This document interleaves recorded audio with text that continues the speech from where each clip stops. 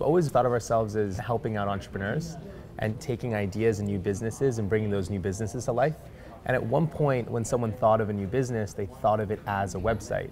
And that started to evolve. We were very passionate about mobile. Ryan was buying phones in the US and bringing them over to the UK and selling them there because before the iPhone even came out. Yeah, before it came out, because he was just so pumped about mobile. We said, you know what? We do maybe feel that the industry is shifting, but really it's our passion, so we're going to go into mobile. And then what we noticed was people, when they started to think of a new idea, instead of it being a social network that existed as a website, it was a social network that existed as a mobile app. And the way I look at it is we just rode that mobile wave. It was less strategic, more of like a passionate decision. There was this sort of transition point, and it almost does feel like it really happened all at once. It was suddenly companies coming to us instead of us having to go out to them.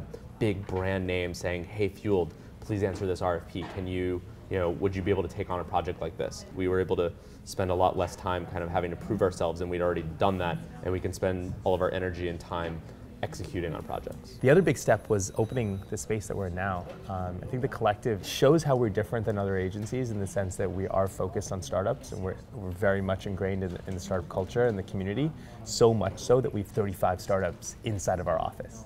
The style is definitely very emblematic of my own style. I'm inspired by the countryside of England and old world London. And so all the meeting rooms all have names of obscure neighborhoods in England. There's a lot of tufted leather around.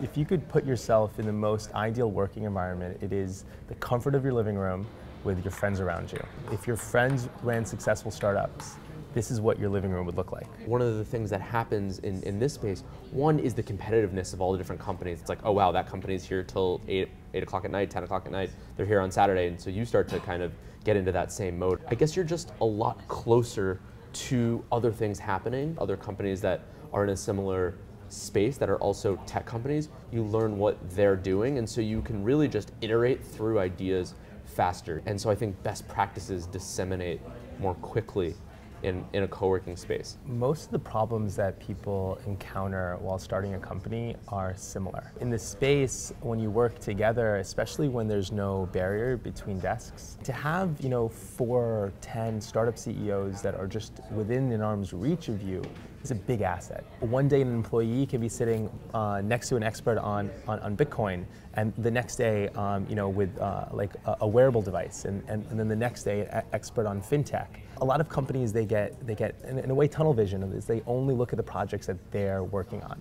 With the collective, we're watching what the entire community is building. I was doing marketing and some technology stuff in London. It very quickly became apparent to me that the opportunities in Europe and London in particular were really weak in terms of tech.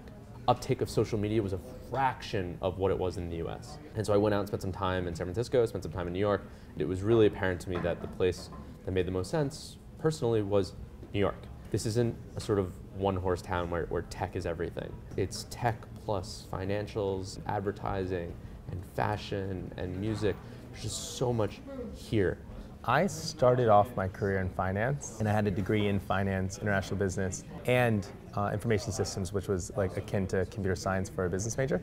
That was the career, and technology was a passion. It was only after my 3rd job in finance that I realized that I could make a career out of my passion.